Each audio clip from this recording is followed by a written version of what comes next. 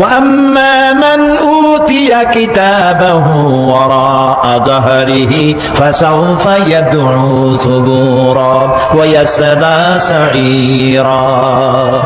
আর যারা মোল্লামা পিছন থেকে বাম হাতে আসবে সে তো মৃত্যুকে আহ্বান করতে থাকবে, মৃত্যুকে ডাকবে। এর থেকে যদি মরে যেতে পারতাম তাও ভালো হইতো।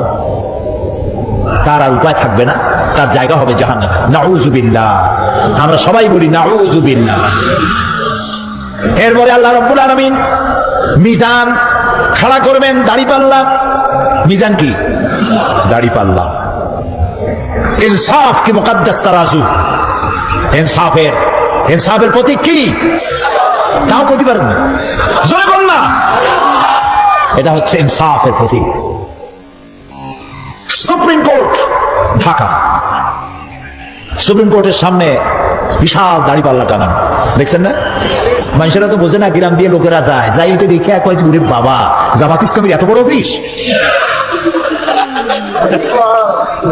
দাড়িপাল্লা তো জামাত ইসলামের না, এটা ইনসাফের প্রতীক।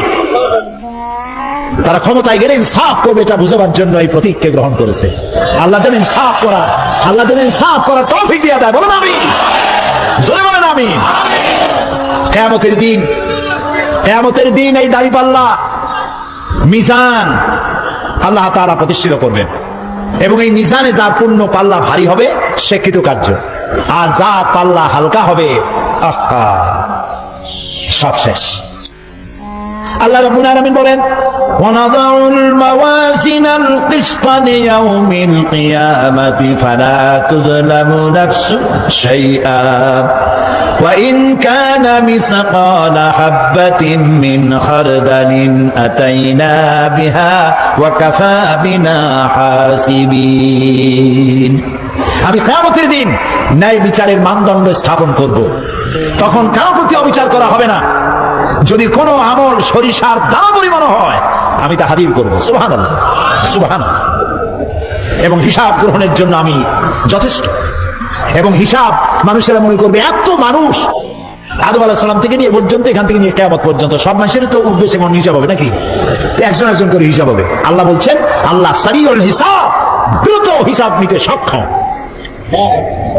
আল্লাহ নিজের কানে নিজে শুনবেন, অন্যের মাধ্যমে নয়, নিজে শুনবেন। প্রত্যেক আসামির কাছ থেকে, লোকদের কাছ থেকে তার বক্তব্য শুনবেন, ভায়া মিডিয়া শুনবেন না, নিজেই শুনবেন।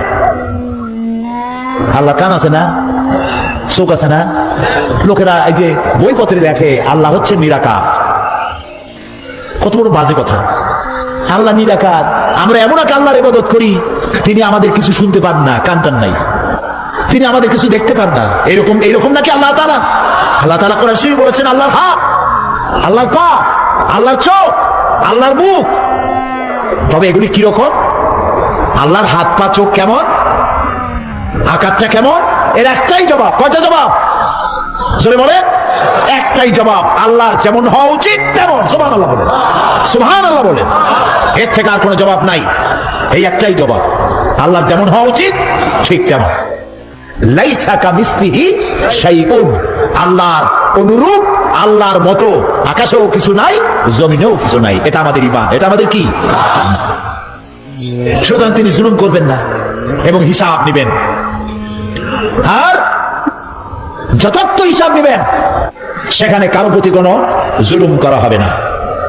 ومن خفت موازينه فأولئك الذين خسروا أنفسهم بما كانوا بآياتنا يظلمون। আর যাদের পাল্লা হালকা হবে তারা তো শুধু নিজেদেরই ক্ষতি সাধন করবে, কেননা তারা আমার আয়াত সমূহকে অস্বীকার করত। আল্লাহরে যারা অস্বীকার করত, আখিরাত নাই, কিয়ামত নাই, বেহেশত নাই, কবরের মধ্যে কোনো শাস্তি নাই, কবরের কোনো প্রশ্ন নাই, এগুলি যারা বলতো তারা কিয়ামতে ক্ষতিগ্রস্ত হবে। এখন কিয়ামতের দিন মিজান আমরা হালকা করতে চাই না ভারী করতে চাই? জবাব চাই। কি করবেন? যদি ভারী করতে চান নেক আমল বেশি বেশি করবেন। আর একটি হাদিস শোনাবো, যেই হাদিসের ভিতরে পাল্লা ভারী করার মতো কথা নবীজি বলেছেন, শুনবেন নাকি? বুখারী শরীফের শেষ হাদিস, আল্লাহর নবী বলেন, কালিমাতানে হাবিবাতানে ইলার রহমান খাফিফাতানে আলাল লিসান সাকিলাতানে ফিল মিজান সুবহানাল্লাহি ওয়া বিহামদিহি সুবহানাল্লাহিল আযীম।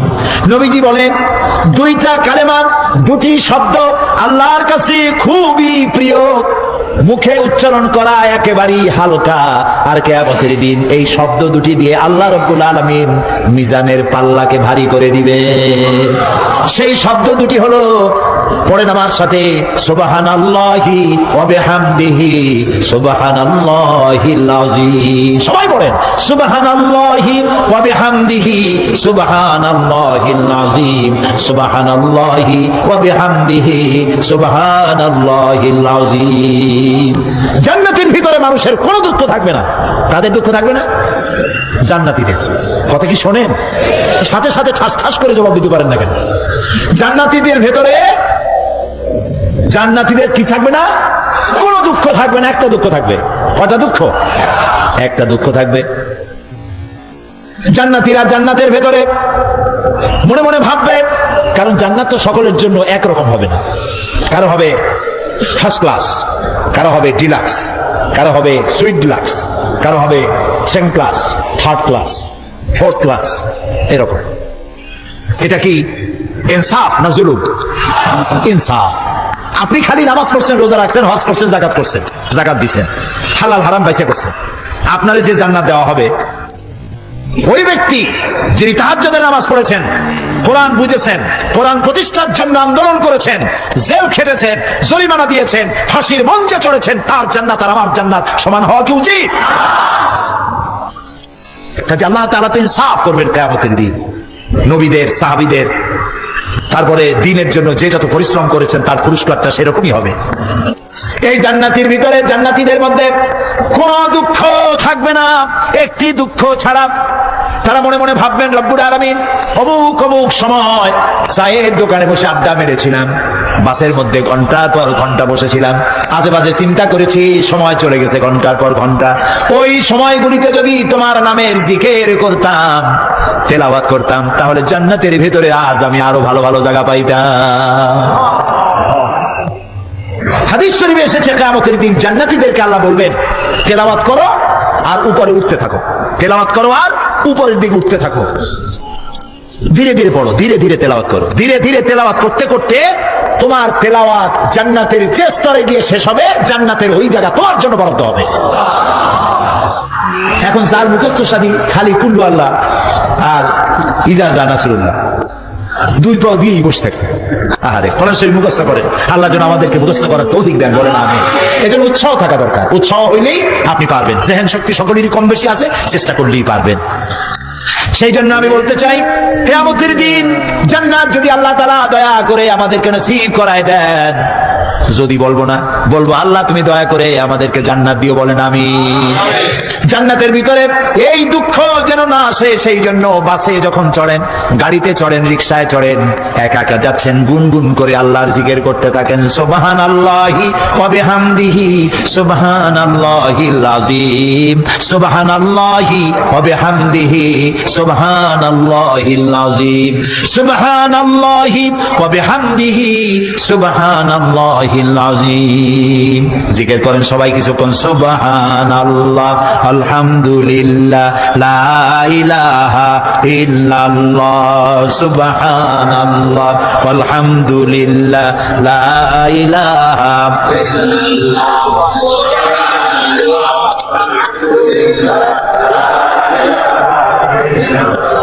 ভালো লাগে না? মজা লাগে না?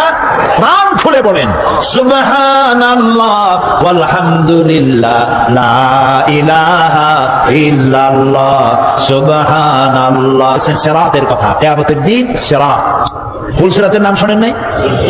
কথা না কইলে বুঝি কি? শুনছেন? সিরাত। এই সিরাত বলতে বোঝানো হয় এক ঝুলন্ত সেতুকে, যা দোজখ এবং বেহেশতের মাঝখানে সেতু বন্ধন। কিয়ামতের দিন সকল মানুষকে এই সেতু পার হতে হবে। তখন মুমিন ব্যক্তিরা সফলভাবে তা পার হয়ে যাবে, আর এ কাজে ব্যর্থ হবে সে যে ব্যক্তি ব্যর্থ হবে সে জাহান্নামে নিক্ষিপ্ত হবে।